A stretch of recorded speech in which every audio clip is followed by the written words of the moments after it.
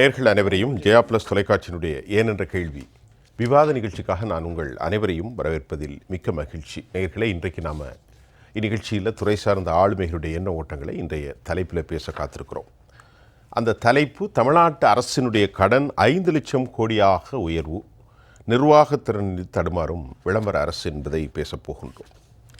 ஒரு அரசாங்கத்தினுடைய ஆட்சியினுடைய மேன்மைகள் அவர்களுக்கு கொடுக்கப்பட்ட காலக்கெடு. ஏற்கனவே அரசாங்கத்தில் ஏற்படுகிற சிதிகலமடைந்த நிகழ்வுகளை நாங்கள் சரி செய்வோம் என்று வெளிப்படையாக 520க்கு மேற்பட்ட வாக்குறுதிகள். முதலமைச்சர் சில நாட்களுக்கு முன்பு 90% வாக்குறுதிகளை நாங்கள் நிறைவேற்றிவிட்டோம் என்று சொல்கிறார். அது வேறு தலைப்பு.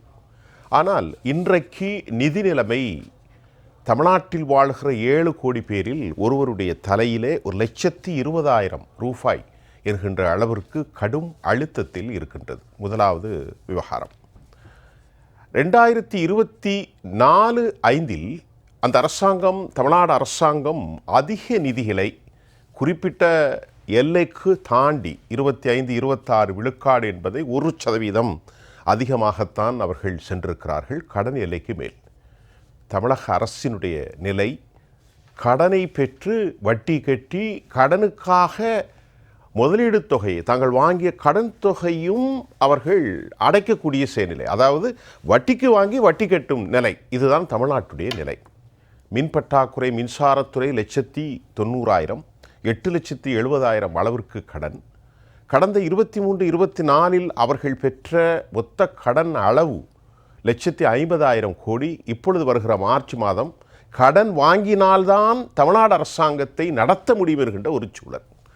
ஆனாலும் கூட தமிழ்நாட்டில் வரிவிகிதங்கள், பத்திரப்பதிவு மற்றும் உண்டான மின்சாரம், வீட்டுக்கான வரி எல்லாம் உயர்த்தி அதில் தமிழ்நாடு அரசுக்கு 27,000 கோடி கடந்த அரசாங்கத்தை தாண்டியும் லாபம் வந்திருக்கிறது. இதல்லாமல் மது மூலம் 45,000 கோடி. பெரிய அளவில் மக்களுக்கு அவர்கள் சலுகை ஒன்றும் செல்லவில்லை. ஒரு 12,000 கோடியை உரிமை தொகை கொடுத்திருக்கிறார்கள். மற்றபடி அவர்கள் கொடுத்த வாக்குறுதியில் எதுவும் இல்லை. ஆனாலும் தங்கம் தென்னரசு போன்றவர்கள் தங்களின் நிலையை நியாயப்படுத்துவதற்கு அவர்கள் வைக்கின்ற காரணம், மத்திய அரசு தமிழ்நாட்டு அரசிற்கு நிதி தரவில்லை, வெறும் 7,000 கோடி மட்டுமே எங்களுக்கு நிதி பங்கீட்டில் கொடுக்கப்பட்டிருக்கிறது என்றும், யூபியில் 31,000 கோடி கொடுக்கப்பட்டது என்பதையும் அவர் சுட்டி காட்டி தம்மை நியாயப்படுத்துகிறார். ஆக வருவாய் பற்றாக்குறை 45,000 கோடி இருக்கின்றது. இதுதான் முக்கியமான கேள்வி. முதல் கோட்டு, செகண்ட் கோட்டில் 27,000 கோடி. இதெல்லாம் ஒரு நீண்ட நெடிய தலைப்பு. ஆகவே அரசாங்கம் முதலீடாக தங்களின் சார்பில் புதிய தொழில்களை அடையாளம் காணவில்லை. தாங்கள் செயல்பாடுகளை நியாயப்படுத்துகின்ற அரசாங்கத்தில் பொருளாதார நிபுணர்களிடத்திலே பேசுவோம். இந்த நிகழ்ச்சியில் எங்களோடு வந்து கலந்து கொள்வதற்கு வங்கித்துறையின் சார்பில் 2 முக்கிய ஆளுமைகள் வந்திருக்கிறார். முதற்கண் நம்முடைய சீனிவாசன், வெற்றிவிடியல் சீனிவாசன் பொருளாதார நிபுணர் ஐயா அவர்கள் வந்திருக்கிறார். சர்வதேச வங்கித்துறை மட்டுமல்லாமல் இந்திய தேசிய வங்கிகளில் தங்களை நிலைப்படுத்தி கொண்டிருக்கக்கூடிய நம்முடைய மரியாதைக்குரிய ஐயா ரவிசங்கர். வணக்கம். அரசியல் விமர்சகர், பொது ஊடக ஆர்வலர் தேவப்பிரியா, எழுத்தாளர் நம்முடைய நண்பர் திரு ராம்கி அவர்கள் எமது வெளிப்புற படப்பிடிப்பினுடைய. வணக்கம் ராம்கி சார். வணக்கம். முதல்ல நம்ம சீனிவாசன் சார்ட்டேருந்து ஆரம்பிப்போம். நான் சொல்லிட்டேன், இதிலே கேள்வியை எடுத்துக்கிடுங்க.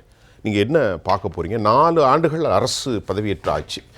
நான் கொஞ்சம் சுருக்கமாக சொன்னேன், நீங்கள் சொல்லுங்கள். இவர்கள் எடுத்திருக்கக்கூடிய பாதை என்பது வரி இல்லாத ஒரு பட்ஜெட்னு போடணும்னு எடுத்திருக்காங்க. வரி இல்லாத பட்ஜெட். அது பட்ஜெட் முடிந்ததற்கு பிறகு சில வரிகளை உயர்த்துகின்ற ஒரு மெத்தடு.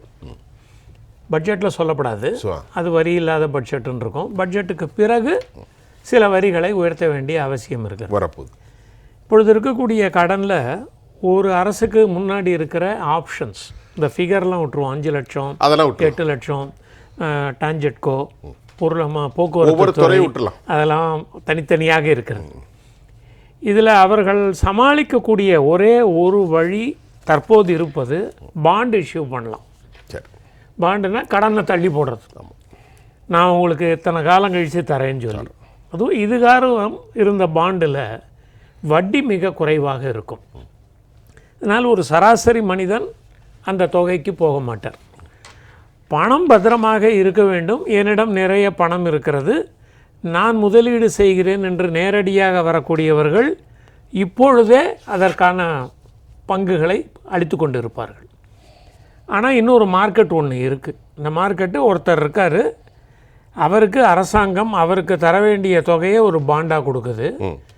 இன்னொருத்தர்கிட்டக்க விற்கக்கூடிய முறையில் அதை வெளியிட்டு விட்டால் இரண்டாம் நபர் அதை வாங்க முடியும். கண்டிப்பாக நான் மொத்தமாக வாங்க முடியாது, 10 லட்சம் 20 லட்சம். என்கிட்ட ஒரு 50,000 இருக்குது, என்னுடைய குடும்பத்தாருக்கு ஒரு 15 வருடங்கள் கழித்து பணம் கிடைக்கட்டும், மொத்தமாக பணம் கிடைக்கட்டும்னா அரசு பத்திரம் என்கின்ற ஒரு காரணத்திற்காக அதை வாங்குவதற்குண்டான ஒரு சந்தை இருக்கிறது. அது மட்டும் இல்லாமல் நம்பகத்தன்மையும் கூட.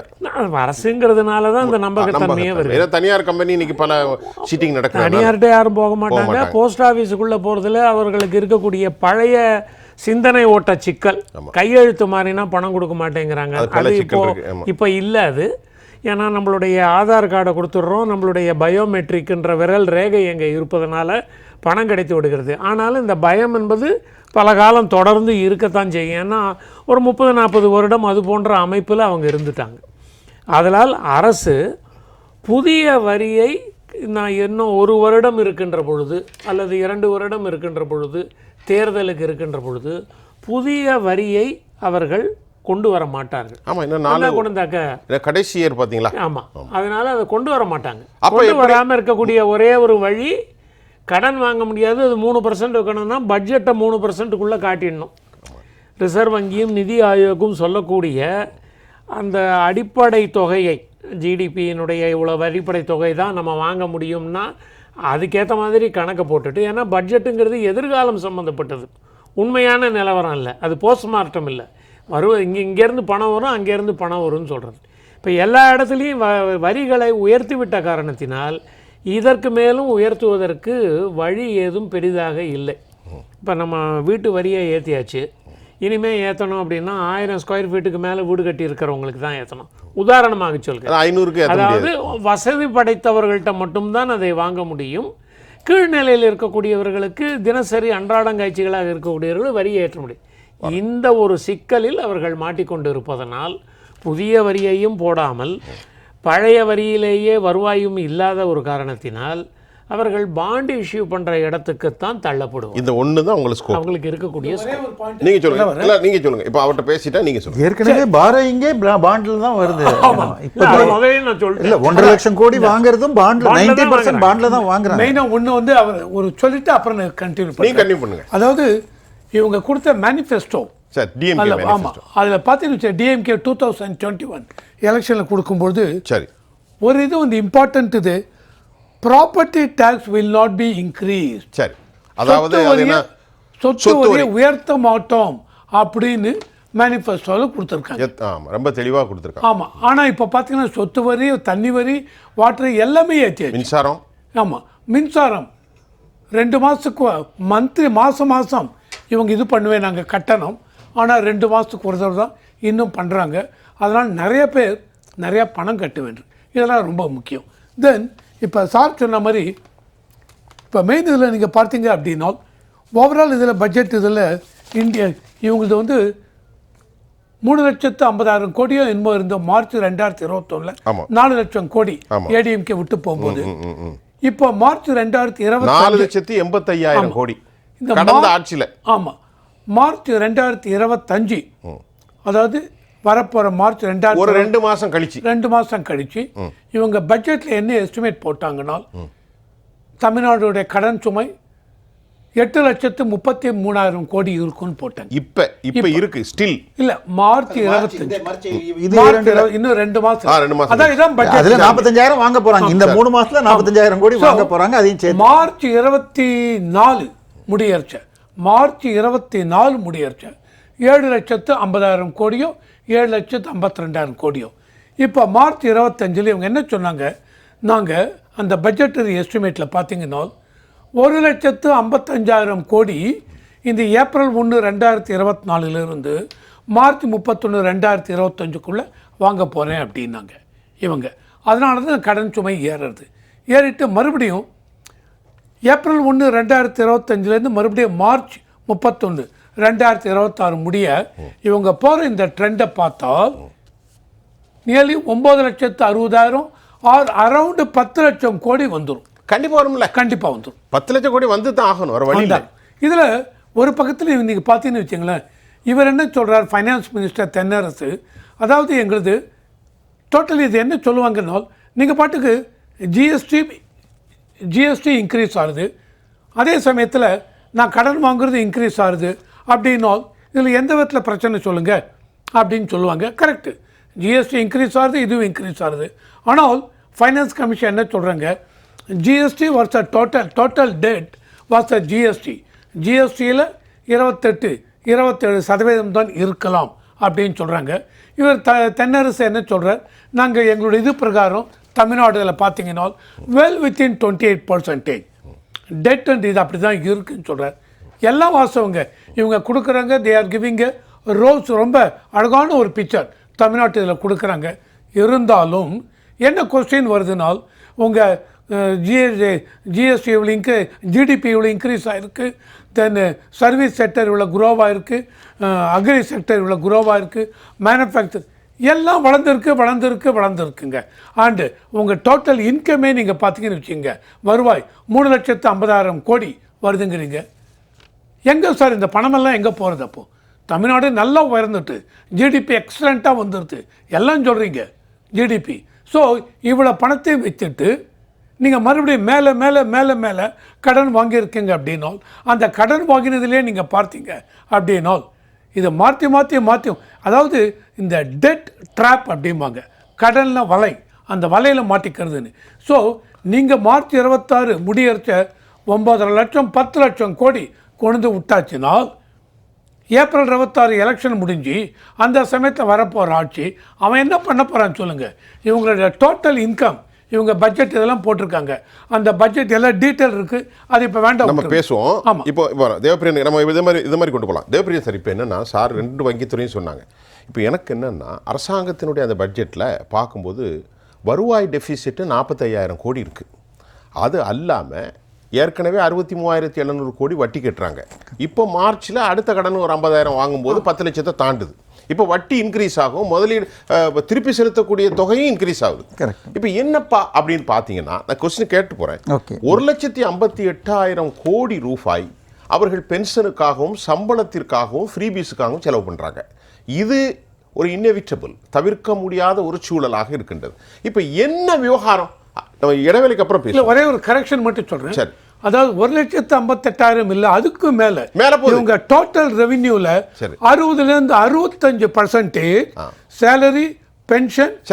நீங்க சொல்றது 1,80,000 கோடி வைத்துக் கொள்ளுங்க. மேல 2% அவ்வளவு வரும். 3 லட்சம் கோடி 3.5 லட்சம். இவங்க வாங்குற பணம் பூரா ரெவென்யூ எக்ஸ்பெண்டிச்சருக்கு போறது. பேசுவோம். இதை எப்படி சரி பண்றது? அரசினுடைய புதிய தொழில் கொள்கை என்ன? சொல்றதை தவிர வேற என்ன அவர்கள் கையில் இருக்கு? சார், 2 விஷயம். நீங்கள் சொன்ன மாதிரி அவங்க இது வரைக்கும் ஆட்சி பண்ணாதவங்க இல்லை. இப்போ சில கட்சிகள் ஆட்சிக்கே வரமாட்டோன்னு சில ப்ராமிஸ்கள் சொல்லிட்டு போகலாம். நான் வந்தால் எல்லாருக்கும் விவசாயம் பண்ணுறவங்க கூட கவர்மெண்ட் சம்பளம்லாம் ஒரு கட்சிக்காரர் பேசுவார்கள். பட் இவர்கள் ஆட்சியில் இருந்தவங்க நீங்கள் சொன்ன மாதிரி அந்த 505 பக்கத்து இது வாக்குறுதிகளை கொடுத்துட்டு, இதெல்லாம் இருந்தால் கூட நாங்கள் சென்ற கவர்மெண்ட்டில் இப்போ இவ்வளவு கடன் இருக்குது, நாங்கள் வந்தவுடன் நிபுணர்களை போட்டு இதை சரி செய்து நல்ல எல்லா சொன்ன அனைத்தையும் நிறைவேற்றுவோம். நாங்கள் இப்போ சொன்னதில் ஏதாவது இந்த 1000 ரூபாய் ஸ்கீமை தவிர வேறு எதுவும் கொடுக்கல.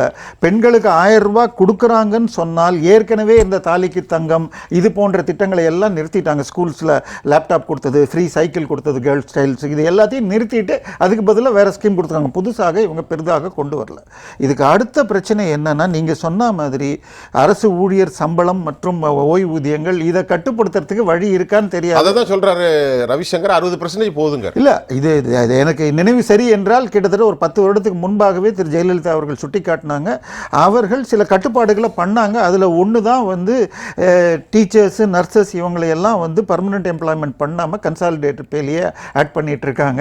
இவங்களுடைய வாக்குறுதியில் அவங்களையெல்லாம் பர்மனெண்ட் பண்ணேன்னு சொன்னாங்க. நல்ல பொருளாதார ஆங்கிளில் பண்ணலை. சார், அதை கேட்கல. அப்போ நீ போய் சொன்னியான்னு கேட்குறேன். கண்டிப்பாக நான் ஒரு சிட்டிசன் தான். நான் ஓட் ஃபார் டிஎம்கேன்னு வைங்களேன். நான் கேட்குறேன், ஏன்பா நீ எல்லாம் எல்லாத்தையும் பண்ணுறதுனால வாக்கு கொடுத்தீங்க, பொருளாதாரம் உங்களை பொறுத்தது, நாங்க ஓட்டு போட்டோம்ல அப்படின்னு கேட்கறான். மக்கள் கேட்கறான். சரி, காலேஜில் நீங்க பார்த்தீங்கன்னு வச்சுங்க, நிறைய காலேஜில் சும்மா 25,000 30,000 சம்பளத்துக்கு லெக்சரர்ஸ் பர்மனன்ட் ஆகாம உட்காந்துருக்காங்க. பர்மனன்ட் பண்ண வேண்டியது அரசாங்கத்துடைய பொறுப்பு. இடைநிலை ஊழியர்கள், அரசு ஊழியர்கள் ஆசிரியர்கள், இல்ல காவல்துறைக்கு பணியிடங்கள் இருக்கு. டிரான்ஸ்போர்ட் TNPSC ல இன்னும் எடுக்கப்படல சார். பப்ளிக் டிரான்ஸ்போர்ட் யூஸ் பண்ற நான் அதிகமாக யூஸ் பண்றவன். டிரைவர் கண்டக்டர் கேட்டா சார் 110க்கு 3 வண்டி தான் சார் ரோட்ல ஓடுது, மீதியை ஆபரேட் பண்றதுக்கு டிரைவர் கண்டக்டர் அப்பாயிண்ட் பண்ணவே இல்லை. போக்குவரத்து துறையில டிரைவர் கண்டக்டர் அப்பாயின்மெண்டே பண்ணல. ஓட்டுபவர்களிலும் பாதி பேர் மாத கன்சாலிடேட் பேல 12,000 ரூபாய் என்னமோ தான் இருக்காங்க. ஸோ இது இவங்களை பர்மனன்ட் பண்றேன்னு சொன்னாங்க. இதை தவிர ஓய்வு பெற்ற டிரான்ஸ்போர்ட் டிபார்ட்மெண்ட்ல 2 வருடம் 3 வருடம் ஆனவங்களுக்கு இன்னும் ஓய்வூதியங்கள் கொடுக்கப்படாமல் இருக்கிறது. போக்குவரத்து துறையில உள்ள 7,500 ரூபாய் பிடிச்சி வச்சு இன்னும் அரசு கொடுக்கல.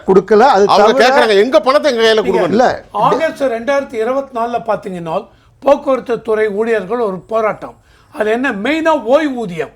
அந்த ஓய்வூதியத்தில் 20 லட்சம் ரூபாய் ஒத்தவத்தருக்கும் ஒவ்வொரு ரிட்டையர்டு பர்சனுக்கும் 20 லட்சம் ரூபாய் பெண்டிங் இருக்கு. அதான் சொல்றேன், 2 வருடம் வரைக்கும் அவர்கள் ஓய்வூதியம் பெற முடிவதில்லை.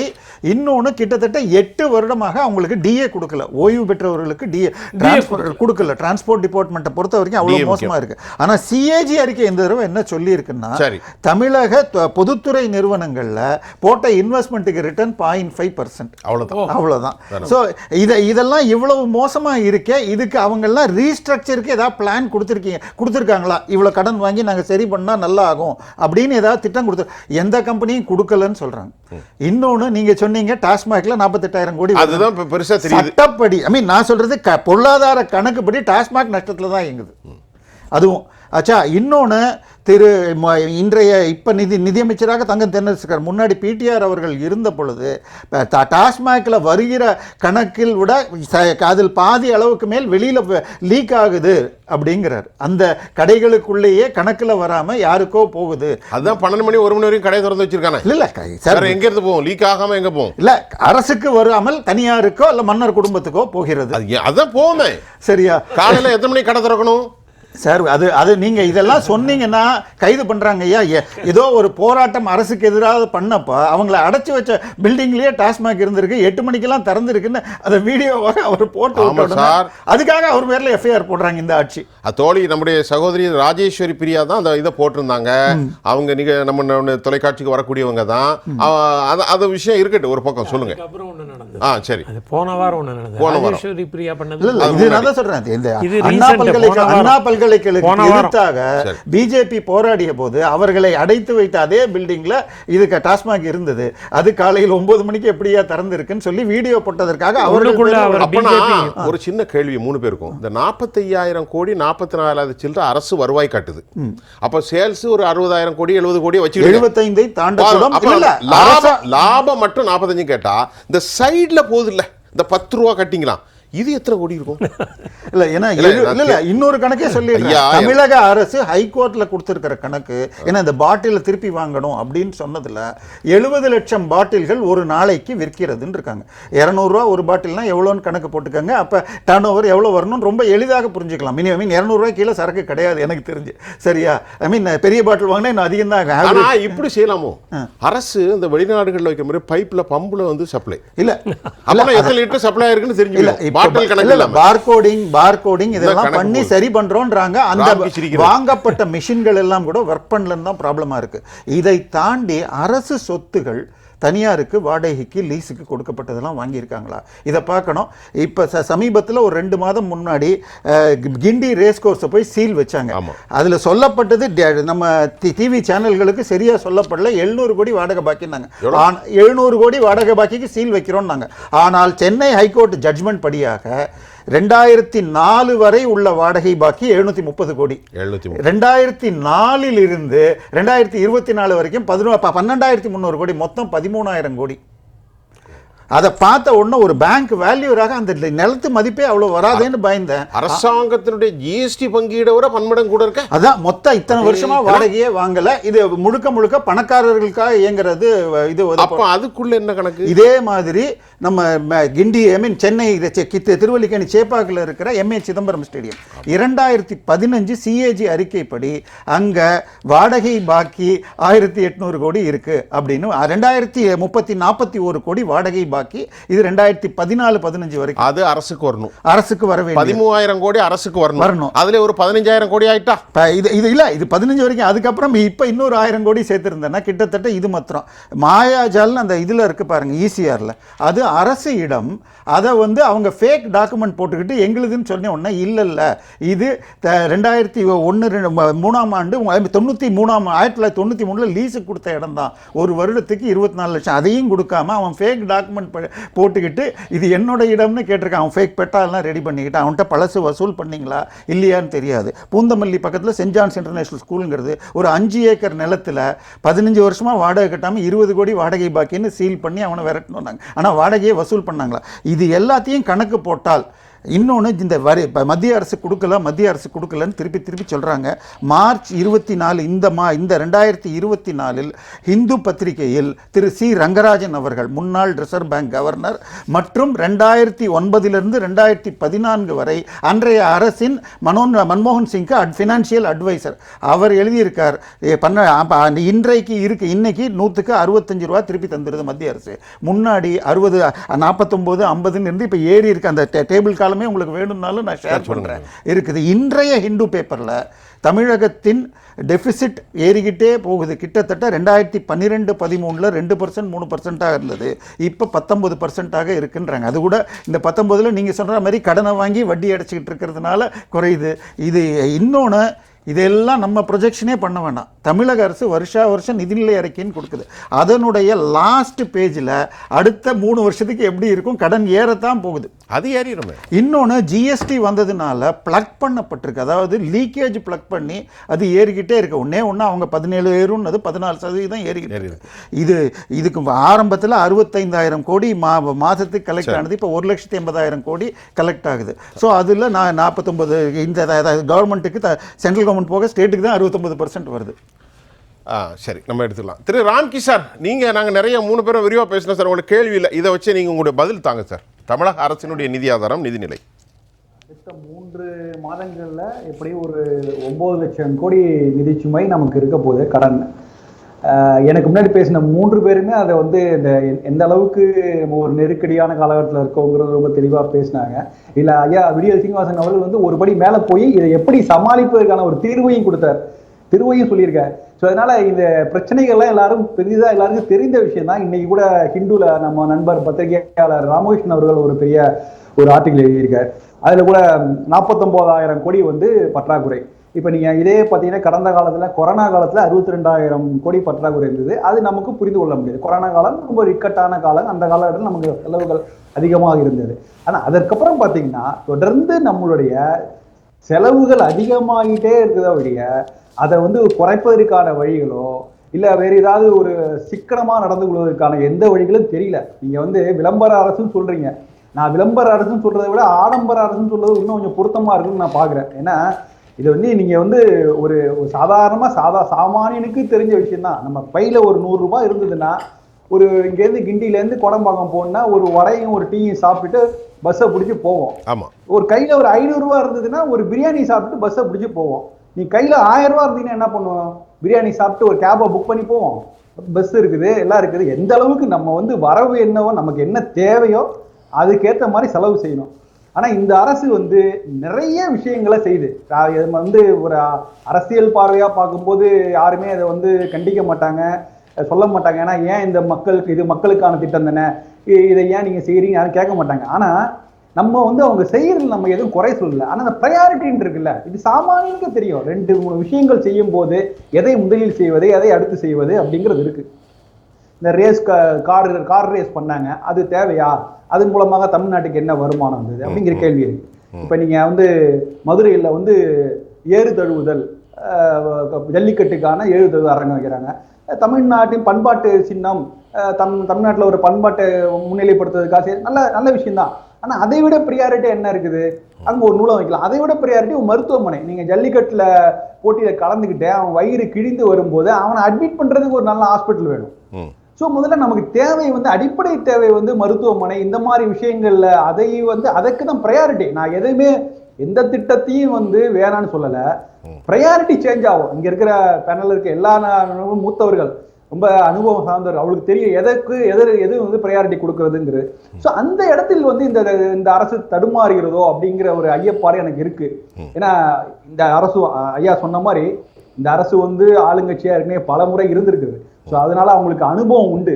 ஸோ அதனால அனுபவம் இல்லாதவர்களாக தான் நம்ம சொல்லலாம். அனுபவம் உள்ளவர்கள், அவர்களுக்கு வந்து பரந்தப்பட்ட இந்த விஷயத்துல இந்த விதத்துல நாலேஜ் உண்டு, எல்லாம் இருந்து பாரு ஒரு சிக்கல் நடக்குது. காரணம் வந்து எந்த திட்டத்துக்கு முன்னுரிமை முதல்ல கொடுக்கணும், எதற்கு அடுத்து கொடுக்கணும் அப்படிங்கிறத ஒரு பெரிய குழப்பம் நீடிக்கிறது.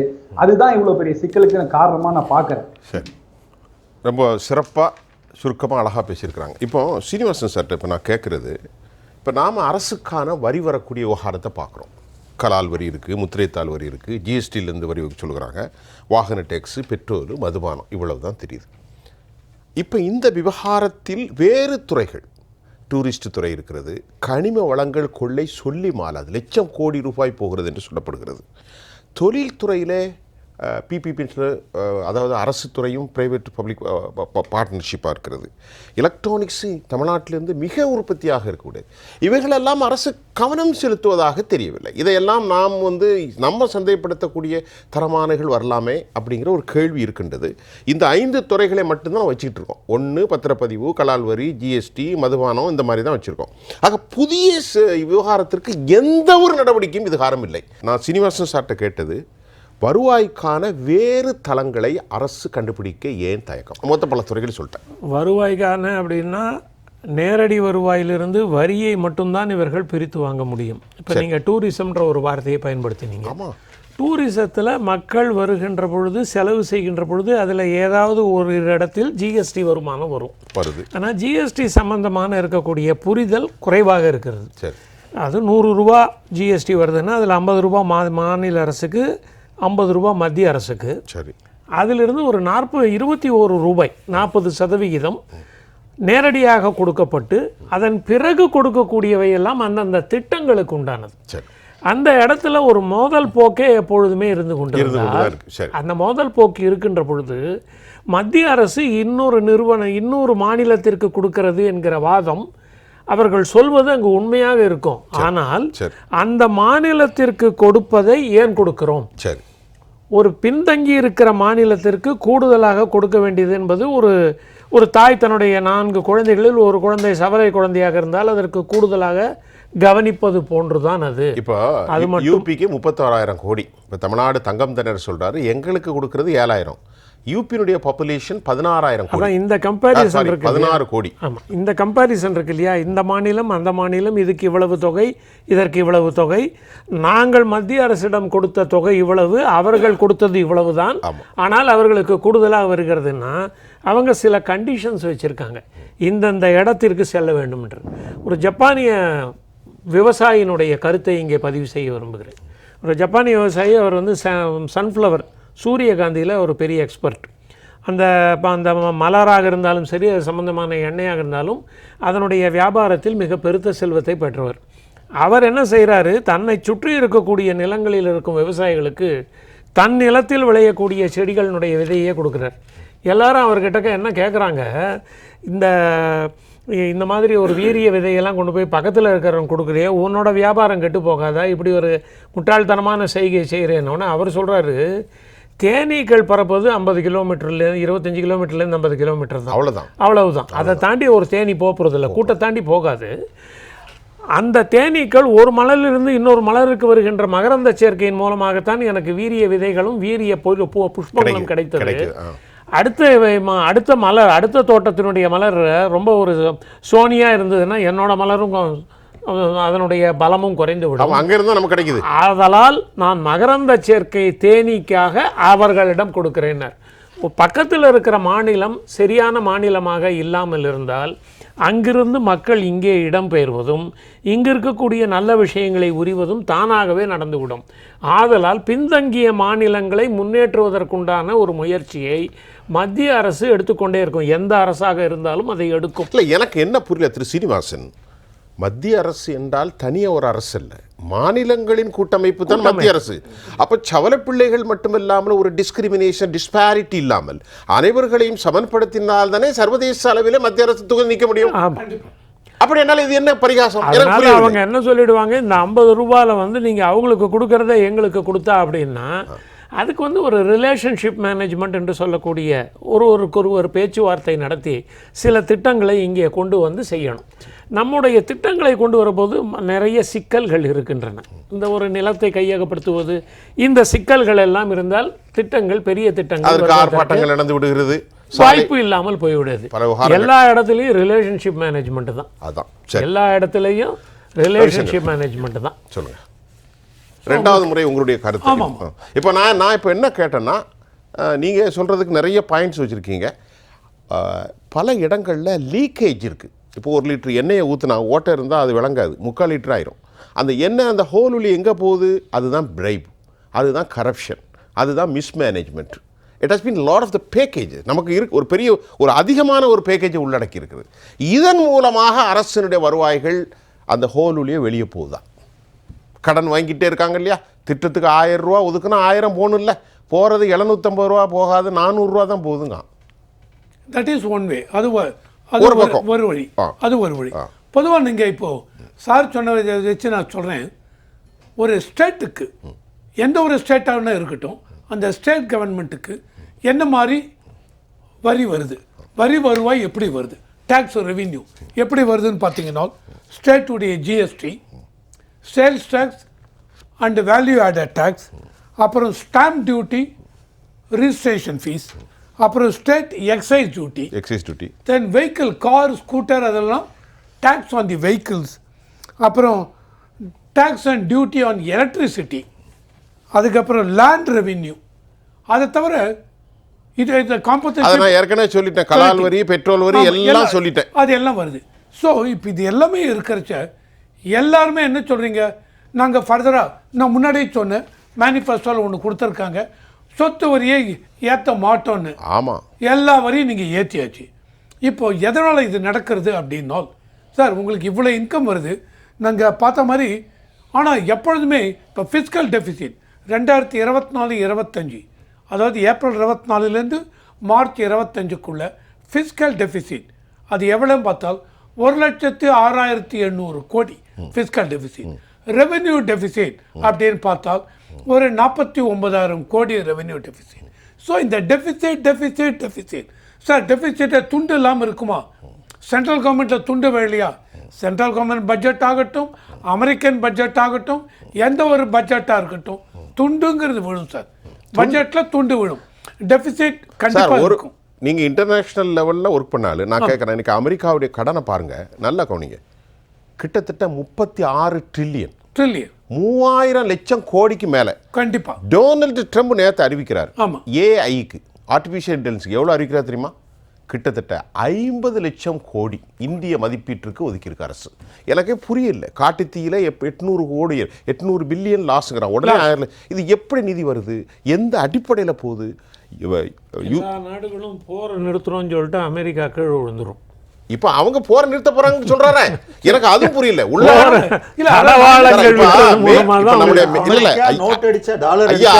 மேக் இன் இந்தியா செல்ஃப் ரிலையன்ட்ங்கிற திட்டத்தை தான் அவர் சொல்றாரு. அவர் என்ன சொல்றாரு? அமெரிக்கா ஃபர்ஸ்ட்ங்கறார். America greater nation, America Panama கால்வே, கல்ஃப் ஆஃப் யூஎஸ்ஏங்கறாரு. எஸ். சோ இதுல நீங்க எல்லாம் பாத்தீங்கன்னு வெச்சுங்க, துண்டு விடும் சார். டெபிசிட்டை பத்தி கவலைப்படாதீங்க. ஆனால் அந்த டெபிசிட்டை எதுக்கு நீங்க யூஸ் பண்றீங்க? இப்போ இவங்க இவ்வளவு லட்சம் கோடி வாங்கிட்டு இருக்காங்க தமிழ்நாடு கவர்மெண்ட். இருந்தாலும் கேபிட்டல் அவுட்லே, அதாவது இன்ஃப்ராஸ்ட்ரக்சர், கட்டமைப்பு, உள்கட்டமைப்புக்கு நீங்கள் எவ்வளோ செலவு பண்ணுறீங்க பார்த்தால் உங்கள் பட்ஜெட்டில் 11% தான் போகிறது. முன்னாடியே சொன்னேன், 65லேருந்து 70% சேலரி, பென்ஷன், இன்ட்ரெஸ்ட் பேமெண்ட்டுக்கு போயிடுது. 11% 2024-25க்கு வெறும் 47,000 கோடி தான் உள்கட்டமைப்புக்கு செலவு பண்ணுறீங்க. ஒன்றுமே இல்லை. ஸோ இந்த இன்ஃப்ராஸ்ட்ரக்சர் அதுதான் சார் முக்கியம். கடன் வாங்குங்க, வாங்கினாலும் எந்த அளவுக்கு நீங்கள் இன்ஃப்ராஸ்ட்ரக்சர் டெவலப் பண்ண போகிறீங்க, அது மூலம் உங்களுக்கு என்ன ரெவென்யூ வருதோ அந்த ரெவென்யூவை வச்சு நீங்கள் ஏற்கனவே வாங்கின கடன், அந்த கடனுக்கு வட்டி, இதெல்லாம் நீங்கள் அடைக்கணும். அதுதான் ப்ராப்பர் ப்ரூடென்ட் ஃபைனான்சிங். அதாவது ப்ராப்பர் ப்ரூடென்ட் என்றால் விவேகமான ஒரு விவேகமான இது ஒன்று, ஓகேவா? அதை விட்டுவிட்டு மாற்றி மாற்றி மாற்றி மாற்றி கடன் வாங்குறது. இந்த 1 லட்சம் கோடி வாங்கியிருக்கேன், ஆனால் இந்த வருஷத்துக்கு 50,000 கோடி ஏற்கனவே வாங்கின பணத்தை கோடி லோனுக்கு கட்டணும், 50,000 அங்கே போயிடும். அதாவது நல்லா கவனிங்க, இந்த 1 லட்சம் கோடியை வாங்கின 50,000 கோடி கடன் வாங்கினாங்கல்ல குவார்ட்டரில், லாஸ்ட் குவார்ட்டரில், அதில் 15,000 சில்லற கோடியை வட்டி கட்டிட்டாங்க. இந்த 63,000 கோடியுடைய பெண்டிங் அமௌண்ட், மீதி 34 எங்கேயா போச்சுன்னா கணக்கே இல்லை, அதெல்லாம் செலவாயிட்டு செலவோ நிதிகளுக்கு எதுவும் கொடுத்துட்டாங்க. ஸோ நீங்கள் வந்து இன்ஃப்ராஸ்ட்ரக்சர் இந்த 3.5 வருஷம் ஆயிடுச்சு, 4 வருஷம் முடிய போகிறதுன்னு வச்சுங்க. தமிழ்நாட்டில் 2021 மேக்கு அப்புறம் இன்னி வரைக்கும் என்ன மாதிரி இன்ஃப்ராஸ்ட்ரக்சர்லாம் டெவலப் பண்ணீங்க? எவ்வளோ ஹாஸ்பிட்டல் கட்டினீங்க, எவ்வளோ பிரிட்ஜஸ் கட்டினீங்க, எவ்வளோ ஸ்கூல்ஸ் கட்டினீங்க, எல்லாம் எடுங்க. அது மூலம் உங்களுக்கு என்ன ரெவென்யூ வருது? That is very important. பேசுவோம், ரெண்டாவது பேசுவோம்.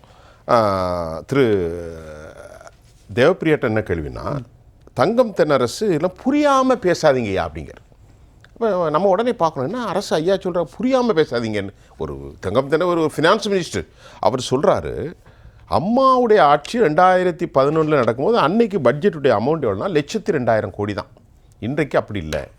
அன்றைக்கு உற்பத்தியை பாருங்கோ, 7 லட்சம். அம்மாவுடைய ஆட்சி இருக்கும்போது தமிழ்நாட்டில் 10 ஆண்டுகளுக்கு முன்பு 7,51,000 கோடி. ஆனால் இன்றைக்கு தமிழ்நாட்டுடைய வர உற்பத்தி எவ்வளவு? 31 லட்சம் கோடி. 31, 55 நான் ரவுண்டாக சொல்றேன். அப்போ நான் என்ன கேட்குறேன், ஒரு கேள்வியா நெறியாளரா, அப்போ உனக்கு வருமானம் அதிகரிக்கும் அல்லவா? கண்டிப்பா. அது எங்கே போச்சு? சொல்கிறேன். இல்லை, 2 விஷயம். தங்கம் தென்னரசு பாலிடிக்ஸ்க்காக பேசுகிறாரு. இது ரவிசங்கர் ஐயா சொன்னது மாதிரி கட்டமைப்புக்கு நீங்கள் நல்ல கட்டமைப்பு கொடுத்தா 8 மடங்கு ரிட்டர்ன்ஸ் வரும். இப்போ உதாரணமாக ரோடு போட்டால் டோல் வருது, அது வருது, இது வருது. இன்னொன்று டூரிசமில் வராதான்னு கேட்டிங்க. இப்போ நம்ம பேசிகிட்டு இருக்கிற நேரத்தில் உத்தரப்பிரதேசத்தில் இது கும்பமேளா நடந்துட்டு இருக்குது. கிட்டத்தட்ட அரசாங்கம் கட்டமைப்புக்கு செலவு பண்ணது 8,000 கோடி. ஆனால் 2 லட்சம் கோடி ஜிடிபிக்கு அது வருங்கிறாங்க. அதில் ஒரு 10% டாக்ஸ்னு வந்தால் கவர்மெண்ட்டுக்கு 20,000 கோடி வரும். இன்னொன்று சவலப்பிள்ளை கொடுக்கறதுங்கிறது ஐயா விளக்கினாரு. ஆகணும் இல்லை, நான் அதுக்கு தெளிவாக சொல்லிடுறேன். தமிழகத்தின் மிக மோசமான ஜிஎஸ்டிபி, அதாவது மாவட்டத்தில்னு பார்த்தால் பெரம்பலூரும் திருவாரூரும் இருக்கு அரௌண்ட் 1%. ஆனால் அவங்களுக்கு தமிழக அரசு அதிகமாக தரும். சென்னை, கோயம்புத்தூர், ஈரோடு, இது செங்கல்பட்டு, காஞ்சிபுரம், இந்த 5 மாவட்டங்கள் 60% கொடுத்துருது. மீதி 35 மாவட்டங்களும் கொடுக்கறது வந்து 30%. ஸோ அதை பிரித்து தான் கொடுக்கணும். அடுத்தது இந்த ஜிஎஸ்டி கலெக்ஷன்லாம் கம்மியாக இருக்குது உத்தரப்பிரதேசம்னா, அவர்களுடைய உற்பத்தி அக்ரிகல்ச்சர் பொருள் அதிகமாக இருக்குது. நமக்கு வந்து ஆட்டோமொபைல், ஃபவுண்ட்ரி இந்த மாதிரி இருக்குது. அவங்க லேண்ட்ஸ் நிறைய இருக்கு இல்லையா? இல்லை, நான் சொல்றது இல்லை, அது எங்க இப்போ நம்ம பொருள் உற்பத்தி பண்ணுறது அங்கே விற்று தான் ஆகணும். இன்னைக்கு காஃபியும் டீயும் எடுத்துக்கிட்டிங்கன்னா ரப்பர் தமிழ்நாடு, கேரளா தான் 95% இந்தியாவுக்கு தருது.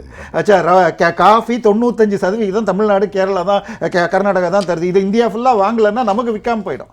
ஸோ இதில் வந்து ஸ்டேட்டுங்க எல்லாரும் விற்றா தான் நடக்க முடியும். எனவே இந்த திருப்பி சொல்ல வேண்டாம். அடுத்ததாக பண்ண வேண்டிய சாரி சொல்லுங்க. அக்ரிகல்ச்சரல் ப்ராடக்ட்டுக்கு ஜிஎஸ்டி இல்லாததுனால அங்கே வந்து வசூல் ஆகலை, அவ்வளவுதான். ஆனால் அவங்களுடைய உற்பத்தி இருக்கு. ஜிஎஸ்டி இருந்தா கணக்கில் வரும். ஆமா, அங்கே ஜிஎஸ்டி கிடையாது. இந்த பொருட்களுக்கு ஜிஎஸ்டியே கிடையாது, ரெவென்யூ கிடையாது. அதுக்கு அடுத்ததாக அவங்களுடைய கான்ட்ரிபியூஷன் இருக்கு. ஒருவேளை டேக்ஸ் ரெவன்யூ இருந்தால் அது 1,80,000 வரும். இல்லை, இன்னொன்று நம்ம இதை எடுத்து நம்ம இந்த ஹுண்டாய் நிறுவனம் ரஃப்லி 8 லட்சம் கார் தயாரிக்குதுன்னா அதில் 80,000 கார் தான் தமிழ்நாட்டில் விற்கிது. மீதி 7 லட்சம் அவங்க வாங்கினா தான் உங்களுக்கு இங்கே இந்த ப்ரொடக்ஷன் இங்கே. அதனால தானே சார் ஷட் டவுன் பண்ணிட்டு போகிறான். இன்டர்நேஷனல் ரெசஷனால தானே இங்கேருந்து எக்ஸ்போர்ட் பண்ண முடியல. இல்லை, அடுத்ததாக நீங்கள் சொன்ன லீக்கேஜுங்க. ஒன்று இபி ரேட்டை வருஷம் ஏற்றுறாங்க. மத்திய அரசு பேரில் உதயா திட்டத்தில் கையெழுத்து போட்டாங்க, அதனால.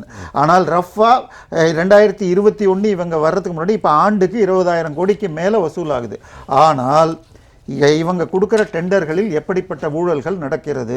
உங்களுக்கு இவங்க வாங்கின டிரான்ஸ்ஃபார்மரை ஒரு தொண்டு நிறுவனம் போய் எடுத்தால் அதே கெப்பாசிட்டி டிரான்ஸ்ஃபார்மர் ராஜஸ்தானில் 3.5 லட்சத்துக்கு வாங்கின. ஒரே ஒரு கேள்வி, நேற்று கதிரானந்த கைது செய்யல, விசாரணை நடக்குது.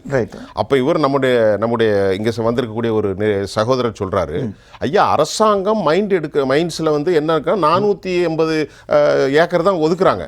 ஆனால் சரக்கு அங்கேருந்து கொள்முதல் பண்ண 2,000 ஏக்கர். அப்ப இந்த துட்டி எங்க போகுது? அது- அப்படி ஒரு துறை, ஒரே ஒரு மணல் குவாரி இல்ல, அது வேலூர் மாவட்டத்தில். இல்ல, அப்ப தமிழ்நாடு முழுவதும் எத்தனை ஆயிரம் 5 துறைகள்? மாவட்டம் மாத்திரம் ஈடி பார்த்ததில் 38 கோடி தமிழக அரசுக்கு வருமானம் வந்திருக்கு. அவங்க என்ன பண்ணாங்க, ஐஐடி மெட்ராஸை வச்சுக்கிட்டு ட்ரோன்ஸை வச்சும் கூகுள் மேப்பை வச்சு எவ்வளவு தோண்டப்பட்டிருக்கு. நீங்க மைனிங் பண்ணலான்னு சொன்னால் 0.9 மீட்டர்ஸ் 3 அடி தான் தோண்டலாம். ஆனால் இவர்கள் கீழடி சிந்து சமவெளியோட அதிகமாக 10 மீட்டருக்கு தோண்டி எடுத்திருக்காங்க. ஸோ இப்படி, அதாவது பொன்முடி அவர்கள் மீது செம்மண் கடத்தல் வழக்கு இன்னைக்கு வரைக்கும் நடந்துட்டு இருக்கு. நான் இல்லை, இது என்ன கேள்வினா நிறைய பேருக்கு புரியாது. அதாவது நம்ம பேசுறது தமிழ்நாடு லட்சம் கோடி கடனை பத்தி பேசுறோம். அப்ப இங்க இருந்து வரக்கூடிய, இங்க வர வேண்டிய, நம்முடைய பெட்டிக்கு வர வேண்டியது வேற இடத்துக்குள்ள போகுது. அதுதான் சொல்றேன், தனியாருக்கு போகுதுங்க. நீங்க சொன்ன மாதிரி திமுகவுடைய 2வது தலைவராக அமைச்சரவையில் 2வது இருக்கிறவருடைய துணைவர் ஒருவர் பேசிய வீடியோ ஒன்று வந்துச்சு. அப்பாவும் மகனும் 60,000 கோடி 2 வருஷத்துல சம்பாதிச்சிட்டான்னு வந்தாங்க. முன்னாள் நிதியமைச்சர் வேற ஒரு பத்திரிகையாளோட பேசினது அவர் இப்ப மௌனியாக்கப்பட்டு விட்டாரே. அதுதான் அவர் திறமையாசாலியா அவர் இருக்கார் ஐயா. ஆனா 30,000 கோடியை சென்ற அவர் தன் வாழ்க்கையில் சம்பாதித்தோட இவர்கள் ஒரு வருடத்தில் சம்பாதிச்சுட்டு வெள்ளையாக்க முடியல அப்படின்னாங்க. நீங்க சொன்ன மாதிரி துரைமுருகன் ஐயா வீட்டில் 2019 போனப்போ 11 கோடி ரூபாய்க்கு புதிய 200 ரூபா நோட்டுகளாக பிடிக்கப்பட்டது. இந்த முறை ஈடி வந்தப்போ 13 கோடி பிடிச்சிருக்காங்க. இதெல்லாம் வெறும் டிப் எகெயின் ரொம்ப கம்மி சார். ஒரு காலேஜ் பில்டிங்னா 1 லட்சம் சதுரடி 3,000 ரூபாய் கட்டுறதுக்காகும். எந்த கணக்குல இருந்து எப்படி வந்ததுன்னு கணக்கு கேட்டால் புரியும். தொடர் ராம்கி, இப்பொழுது உங்களுடைய நிறைவு கருத்தை, நாம நிறைய விஷயம் பேசியிருக்கோம். நீங்க இதற்கான ஒரு தீர்வை சொல்லுங்க தமிழ்நாடு அரசுக்கு. ஒரு சில பிரச்சனைகள் வந்து நீண்ட காலமா நீடிக்கிற பிரச்சனைகளுக்கு வந்து எளிமையான தீர்வு தான். ஆனால் அது அரசியல் காரணங்களாக தடைபடுகிறது. முக்கியமா அந்த இடைநிலை ஆசிரியர் போராட்டம்லாம் பார்த்தோம். அவருடைய பிரச்சனையை தீர்ப்பதற்கு 250 கோடி ரூபாய் இருந்தால் போதும் அப்படிங்கிற சொன்னாங்க. ஆனா அதுக்கு என்ன காரணம்னா, இப்ப புதிய கல்விக் கொள்கை அந்த விஷயத்தை முன்னிறுத்தி அதனால எங்களுக்கு வந்து ஃபண்டு அலாட் பண்ணல, ஸோ அதன் காரணமாக தான் எங்களால் வந்து ஆசிரியர்கள் கொடுக்க முடியல அப்படிங்கிற ஒரு காரணம் சொன்னாங்க. ஆனால் நமக்கு வந்து மொத்த பட்ஜெட்டில் பார்க்கும்போது 250 கோடிங்கிறது ஒரு பெரிய விஷயம் இல்லை. ஸோ இந்த அரசியல் காரணம் நிறுத்தப்படுறது. இது மாதிரி பல விஷயங்கள் சொல்லிட்டே போகலாம். இந்த மெட்ரோ ப்ராஜெக்ட் கூட தான் சொன்னாங்க, மெட்ரோவுக்கு நாங்கள் இன்வெஸ்ட் பண்ணிட்டோம் அப்படின்னாங்க. 26,000 கோடினாங்க. இப்போ அடுத்த ஆண்டுகளுக்கு 16,000 கோடி நம்ம போட்டால் தான் அந்த மெட்ரோ ப்ராஜெக்டே கம்ப்ளீட் ஆகும். ஸோ இந்த மாதிரி ஒரு அரசியல் காரணனால சில சிக்கல் இருந்துட்டு இருக்குது. இதுக்கு என்ன தீர்வுங்கிறது அவங்களுக்கே தெரியும். அதனால வந்து இதை வந்து அவங்க எளிமையாக ஒரு நாளை தீர்த்திட முடியும். ரெண்டாவது, இங்க புதிய முன்னெடுப்புகள் என்ன மாதிரி இருக்கும் அப்படின்னு பார்த்தா, இன்னைக்கு தமிழ்நாட்டில் வந்து டயர் 2 டயர் 3 சிட்டிஸே ரொம்ப குறைவு. அதாவது தமிழ்நாடு போன்ற ஒரு வளர்ச்சியை நோக்கி போயிட்டு இருக்க மாநிலங்கள், நீங்க மகாராஷ்டிரா கர்நாடகாலாம் ஒப்பிடும்போது தமிழ்நாட்டில் வந்து டயர் 2 சிட்டிஸ் வந்து உருவாக்குறதுக்கான முன்னெடுப்பே இல்லை. குறிப்பா திருநெல்வேலி போன்ற நகரங்களுக்கெல்லாம் வந்து தொழிற்சாலையே கிடையாது. நல்லா தெரியும், இந்த கங்கை கொண்டான்ல வந்து ஒரு டாட்டாவுடைய கம்பெனி மட்டும்தான் சிப்கார்ட்ல இருக்கு. மற்ற தொழில் வளர்ச்சியே இல்லை. திருநெல்வேலி நம்ம எவ்வளவு பெரிய ஒரு புராதனமான நகரம் அது. ஆனா வந்து அதை வந்து தொழில் அதுல வந்து நிறைய ஒரு வேலைவாய்ப்புகளை உருவாக்கக்கூடிய ஒரு திட்டங்களோ ஏதோ இல்லை. ஸோ இப்படி இருக்கிற பட்சத்துல நம்ம வந்து தமிழ்நாடு போன்ற ஒரு மாநிலங்கள்ல வந்து டயர் வந்தாதான் அது வந்து ஒரு இன்ஃப்ராஸ்ட்ரக்சர் வளரும். ஐயாங்கெல்லாம் சொன்ன மாதிரி வந்து அடுத்தடுத்து இதுக்கான ஒரு வாய்ப்புகள்லாம் இருக்கும். அதெல்லாமே இல்லாம ஒரு கேள்வி, தமிழ்நாடு அரசு இன்னைக்கு இந்த எதிர்முனைகள் வந்து தாக்குதலுக்கு ஒரு பதில் தர்றாங்க. யாரு? தங்கம் தென்னரசு. இது சரியான கேளுங்க. அதாவது கல்விக்கு எங்களுக்கு வர வேண்டிய 2,000 கோடியை மத்திய அரசு நிறுத்திட்டாங்க. Point number 1. ரெண்டாவது, டிசாஸ்டர் மேனேஜ்மெண்ட், இயற்கையாக ஏற்படுகிற நேஷனல் டிசாஸ்டர் கலாமிட்டி, இதுக்காக எங்களுக்கு அதிக ஃபண்டு தரல, நாங்கள் தான் கொடுக்க வேண்டியிருக்கு அப்படின்ட்டு அவங்க சொல்கிறாங்க. 3வது, ஜிஎஸ்டி வரியும் எங்களுக்கு கொடுக்குறாங்க. இந்த அமௌண்டெல்லாம் வந்து இவ்வளவு பெரிய தாக்கத்தை ஏற்படுத்துமா? இல்ல, அதாவது மத்திய அரசு தமிழ்நாட்டுக்கு தர வேண்டிய நிதியை தரவில்லை என்பதை ஒரு 5 ஆண்டுகளாக பல்வேறு விவாதங்கள்ல பல்வேறு பேர் பேசியாச்சு. அதுல யாரும் மறுப்பதில்லை. தொடர்ந்து அப்படிதான் மத்திய அரசுடைய செயல்பாட்டுல எந்த மாற்றமும் இல்லை. நான் என்ன சொல்றேன், வந்து சேர்ந்த நிதியை வைத்து நீங்கள் எப்படி திறமையாக இங்க மேனேஜ் பண்ணீங்க அப்படிங்கிறத கேள்வி. நீங்க களம் வந்து இங்க தமிழ்நாடு தான். உங்களுக்கு நிதி வரல, நீங்க எல்லாத்துக்குமே நீங்க வந்து நிதி வரலன்னு காரணம் சொல்லிட்டு இருந்தா அதுதான் ஃபேக்ட். எல்லாருமே ஒத்துக்கிற விஷயம் தான். ஆக்சுவலா நமக்கு கிடைக்க வேண்டிய நிதி வருவதற்கு வரமாட்டேங்குது, இல்லை வருவதற்கு தாமதமாகிறது. ஆனா வந்து சேர்ந்த நிதியை வைத்து எந்த அளவுக்கு திறமையாக நம்ம மேனேஜ் பண்ணோம் அப்படிங்கிற அந்த கேள்வியிலே நிறைய விமர்சனங்கள்லாம் எழுதுனால அந்த விமர்சனங்களை கடந்து செல்ல இந்த அரசு நினைக்கிறது. அதுதான் பெரிய விஷயம். ஆல்மோஸ்ட் எல்லா எதிர்கட்சிகளையுமே எழுப்பின கேள்விகள் தான் அது. ஆனா அவர்கள் கேள்விக்கான பதில் அவங்க தருவதில்லை. அதுக்கு மாறாக எங்களுக்கு மத்திய அரசுல இருந்து நிதி உதவிக்கு வரவில்லை அப்படிங்கிற ஒரே காரணத்தை தொடர்ந்து முன்வைத்து இதை கடந்து செல்றாங்க. இது மிகப்பெரிய சிக்கலா இருக்குன்னு நினைக்கிறேன். நன்றி ராம்கி சார், ஒரு சிறப்பாக உங்களுடைய கருத்தை வைத்திருந்தீங்க. நிறைவு கருத்து. நான் சீனிவாசன் போயிட்டு வரேன், சொல்லுங்கள். இல்லை, ஜிஎஸ்டியை பொறுத்த வரைக்கும் பொதுவான ஒரு புரிதலை சொல்லலாம். தேவி அவர்கள் பேசிய பொழுது ஒரு விஷயத்தை சொன்னார். 8 லட்சம் கார் தயாரிக்கப்படுகிறது, 80,000 தமிழ்நாட்டில் விற்கிது, மீதி எல்லாம் வெளியூரில் வெளி மாநிலங்களில் எக்ஸ்போர்ட், வெளி மாநிலம். ஜிஎஸ்டியினுடைய அடிப்படையை நம்ம புரிஞ்சுக்கோம். நம்ம வந்து 8 லட்சம் காரை நான் தயாரிக்கிறேங்கிற எண்ண ஓட்டத்தில் இருக்கோம். ஜிஎஸ்டி எப்படின்னா நுகர்வோர் எங்கு இருக்கிறாரோ அந்த மாநிலத்துக்கு தான் வருமானம். ஜிஎஸ்டியினுடைய அடிப்படை நம்ம இங்கேருந்து 100 ரூபா நம்ம இந்த ஊர்லேயே தயாரித்து இந்த ஊர்லேயே விற்றா 100 ரூபாயில் 50 ரூபா நமக்கு, 50 ரூபா மத்திய அரசுக்கு. இங்கே தயாரித்து மும்பையில் விற்றா 100 ரூபாயும் மத்திய அரசு கொடுத்துடணும், அது 50 ரூபாயை அந்த மாநிலத்துக்கு கொடுக்கும். அவங்களுக்கு ஐஜிஎஸ்டின்னு அதை பிடிப்பாங்க.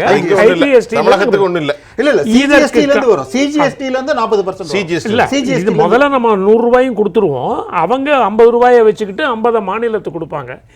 இந்த கொடுத்த 50ல நமக்கு ஒரு பகுதி திரும்ப 41%. அதனால உற்பத்திக்கு உண்டானது நம்ம உற்பத்தி மாநிலம்னு சொல்லிக்கிட்டு இருப்பது அந்த சிஜிஎஸ்டி போர்ஷன்ல 41% வரும். இன்னொன்னு அந்த ரா மெட்டீரியல் ப்ரொடியூஸ் பண்றவங்க கிட்ட இருந்து டாக்ஸ் வருது. அந்த 8 லட்சம் பொருள் வாங்குறப்ப டாக்ஸ் இல்ல. ரா மெட்டீரியலை தாண்டி உற்பத்தி செய்த உற்பத்தி பொருள் இது மகாராஷ்டிராவில் விற்கிதுன்னா அதில் 50 மத்திக்கு போகும், மீதி 50ல் 41 சிஜிஎஸ்டி போகும். அதுலேருந்து நமக்கு ஒரு பகுதி வரும். அதை கொடுக்குற பொழுது தான் இந்த மாநிலத்திற்கு கூட இந்த மாநிலத்திற்கு கம்மின்னு வரும். இதை நம்ம புரிந்து கொள்ளணும். நான் 8 லட்சம் கார் உற்பத்தி பண்ண என்னுடைய ஜிஎஸ்டி வரலையே அப்படின்னா மகாராஷ்டிராக்காரன் தானே அதை வாங்குற மாநிலத்துக்கு தானே பலன் போகணும். அதனால இதுல ஒரு 41% 20 ரூபாய். முன்னாடி ஸ்டாக் டிரான்ஸ்ஃபர்னு பண்ணுவாங்க, 1 பைசா டாக்ஸ் கூட வராது. இப்ப 41% அந்த 50%ல வருது. 20 ரூபாய் வருது. முன்னாடி அதுவும் கிடையாது. முன்னாடி அதுவும் கிடையாது. கூட்டாட்சி தத்துவங்கள்ல ஒரு பொருள்களை உற்பத்தி செய்கிற ஒரு மாநிலம் மற்றொரு மாநிலத்துக்கு விற்பது என்பது இயற்கை. அதே மாதிரி குஜராத்தில் உற்பத்தி செய்த ஒரு பொருள் தமிழ்நாட்டுக்கு வருது அல்லவா, அப்ப அது நமக்கு லாபம் தானே. இல்ல, ஜிஎஸ்டினால 20% வருது, முன்னாடி அதுவும் கிடையாது. சரியா? அதுதான் 20 ரூபாய். ஸோ இது வரைக்கும் பேசினதுல கம்ப்ளீட்டாக கவர் பண்ணும். எந்த அளவுக்கு தமிழ்நாடு கவர்மெண்ட் லோன் வாங்கியிருக்கு, எந்த அளவுக்கு துண்டு விழாது பட்ஜெட்டில், இந்த பட்ஜெட்டில் துண்டு விழாத எப்படி இவங்க யூஸ் பண்ணுறாங்க, இருந்தாலும் மேலே மேலே மேலே மேலே கடன் வாங்குறாங்க. மார்ச் 2021 அப்புறம் இன்னைக்கு பார்த்தீங்கன்னா அரவுண்டு இந்த மார்ச் மாதம் 8,35,000 கோடிக்கு வரும். மார்ச் 2026 ஒரு 10 லட்சம் கோடிக்கு போயிடும்னு சொன்னோம். இதில் வந்து ஒரு இம்பார்ட்டன்ட் பாயிண்ட் நான் சொல்ல விரும்புகிறேன்.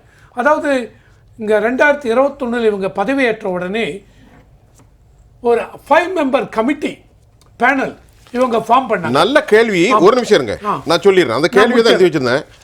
ரகுராம் ராஜன், அரவிந்த் சுப்பிரமணியன், வாஜ்பாயுடைய அமைச்சர்ல இருந்த நாராயணன், எஸ்டர் தாப்லே, அது மட்டும் இல்லாம Esther Duflo, Esther Duflo Duflo, right, த்ரேசரன், ஜீன் ட்ரேஸ், இவங்க எல்லாமே. அது என்னாச்சு? அது அந்த அவங்க எதுக்கு ஃபார்ம் பண்ணீங்க சார்? அது என்னாச்சுன்னு சொல்லுங்க. அதான் மறுபடியும் அந்த எதுக்கு ஃபார்ம் பண்ணீங்க? அந்த பேனலோட எக்ஸ்பர்டைஸ் அவங்க பவர்ட்டியை வறுமையில் ஃபோக்கஸ் பண்ணணும், பீப்புள் எப்படி மேலே கொண்டு வரணும், தென் எக்கனாமிக் டெவலப்மெண்ட், அதை தவிர financial management, economic development, financial management இவ கொண்டு வந்தீங்களே. அவங்க என்ன பண்ணாங்க, என்ன உங்களுக்கு அட்வைஸ் பண்ணாங்க, இன்னும் அந்த கமிட்டி இருக்கா, இன்னும் அவங்க பீரியாடிக்கா? சார், இப்போ people of Tamil Nadu let us know something when asking to the concerned people, they must come. Why he didn't disclose? Exactly. Why he didn't disclose? Exactly. அவங்க என்ன சொன்னாங்க, அது பிரகாரம் நீங்க பண்றீங்களா இல்ல அவங்க ஒண்ணுமே சொல்லலையா? அந்த கமிட்டி இன்னி வரைக்கும் ஒர்க் பண்றதா இல்லையா? ஒர்க் பண்றதுனால இந்த 4 வருஷத்துல எவ்வளவு மீட்டிங் நடந்திருக்கு, என்னென்ன மாதிரி அட்வைஸ் உங்களுக்கு கொடுத்தாங்க? இல்லன்னா கமிட்டியை கலைச்சிட்டீங்களா? அவங்க அட்வைஸ் கேட்கல சார். காலே காணோம் சார். அவங்க சார் ரகுராம் ராஜனை காணோம், நாராயணன் காணோம், அவங்க அட்வைஸ் கொடுத்திருந்தாங்கன்னா ஃபைனான்சியல் மேனேஜ்மெண்ட்டை பத்தி, எக்கனாமிக் டெவலப்மெண்ட்டை பத்தி அட்வைஸ் கொடுத்துருப்பாங்க. என்ன அட்வைஸ் கொடுத்தாங்க? நீங்க அதை ஃபாலோ பண்ணலையா? ஃபாலோ பண்ணீங்கன்னா மறுபடியும் மேலே மேலே மேலே ஒவ்வொரு வருஷமும் ஏன் கடன் வாங்குறீங்க? இதான் என் கொஸ்டின் சார். அருமையான இந்த பாயிண்ட் தான் இன்னைக்கு நடத்தின விவகாரத்தில் அரசினுடைய அதாவது வெளிப்படையான தன்மைக்கு இடமில்லையோ என்று கேட்க தோணுது. சொல்லுங்க. ரெண்டு விஷயம், கல்வியும் நீங்க பேரிடரும் ஜிஎஸ்டி 3 சொன்னார்னு சொன்னீங்க. நான் சொன்னேன். நீங்க சொன்னீங்க அதான் அதுல ஜிஎஸ்டி போர்ஷன் நம்ம இது பண்ணிட்டோம். இன்றைய உற்பத்தி முறையில் லாபம் தான், அப்போ உற்பத்தி மாநிலத்துக்கு முன்னை விட அதிகம் தான் கிடைக்குதுன்னு பார்த்துட்டோம். மீதி 2 பேரிடர்ல சம்பவம் நடந்த உடனேயே மத்திய அரசு கொடுக்கும். அதற்கு பிறகு நீங்க செலவு செஞ்சுட்டு கணக்கு கொடுக்கணும். உங்க பட்ஜெட்ல நீங்க செலவு கணக்கு ஏற்றிருந்தா அந்த பேரிடருக்கு நான் 5000 கோடி செலவு பண்ணேன்னு கணக்கு காட்டினா மத்திய அரசு அவங்க போர்ஷனை கொடுக்கும். நீங்க இல்லாம வெறும் 20,000 கோடி வேணும் 30,000 கோடி வேணும் இல்ல வெறும் பேப்பர்ல கொடுக்கறதுனால பிரயோஜனம் கிடையாது. உங்க பட்ஜெட்ல அந்த செலவு கணக்கு வரல. அடுத்தது கல்விக்கு 2000 கோடி பாக்கின்னு சொல்றாரு. கல்வி நம்முடைய பட்ஜெட் படி கல்விக்கு ஒதுக்கப்படும் நிகை 45,000 கோடி, கிட்டத்தட்ட மாதம் 3800 கோடி. அப்போ இது 2000 கோடி ஒன்றும் கிடையாது. நீங்கள் பிஎம் ஸ்ரீ ஸ்கூலே ஆரம்பிக்கல, அதுக்கும் சேர்த்து தான் ஆரம்பிச்சா அதுக்காக வேண்டிய செலவு. கல்வித்துறையினால ஒன்னே ஒன்று சொல்லிடுறேன். சென்னை பக்கத்தில் பம்மதுகுளம்ங்கிற ஒரு ஊரில் ஒரு பள்ளிக்கூடத்தில் 520 பேர் படிக்கிறதாக செலவு கணக்கு காட்டி வாங்கி டீச்சர்ஸ் எல்லாம் வச்சிருக்காங்க. அங்கே போய் ஆடிட் பண்ணப்ப 220 பசங்க தான் படிக்கிறாங்க. அதுக்கு பேரில் என்ன ஆக்ஷன் எடுத்தாங்கன்னு தெரியாது. ஸோ ஊழல்களை தடுத்தால் பல வருமானம் நான் சொன்ன மாதிரி இந்த பெரிய பெரிய இதுக்கெல்லாம் கொடுக்கப்பட்டுள்ள லீக்கேஜஸ் 13,000 அதைத்தானே பேசணும். அதான் 13,000 கோடி ரிப்போர்ட் என்ன சொல்லுது?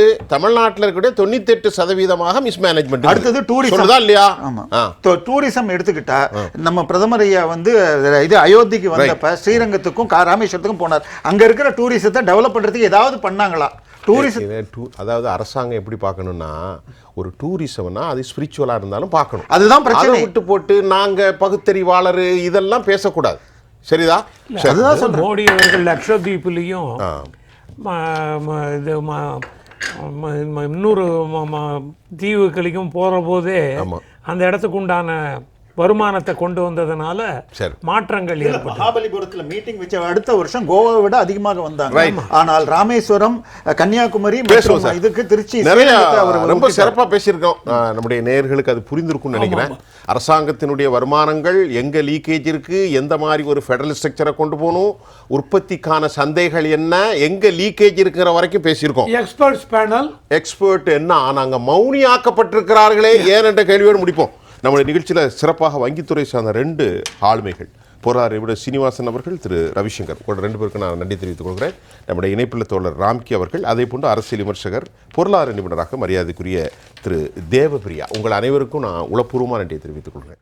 மீண்டும் மற்றொரு களத்தில் நான் உங்களை சந்திக்கின்றேன். அதுவரை உங்கள் அனைவரிடமிருந்தும் நான் உங்கள் சுஃபியான் ஜெயா பிளஸ் தொலைக்காட்சிக்காக மற்றொரு அமர்வில் உங்களை சந்திக்கின்றேன். அதுவரை உங்கள் அனைவரிடமிருந்தும் நான் விடைபெறுகிறேன். நன்றி.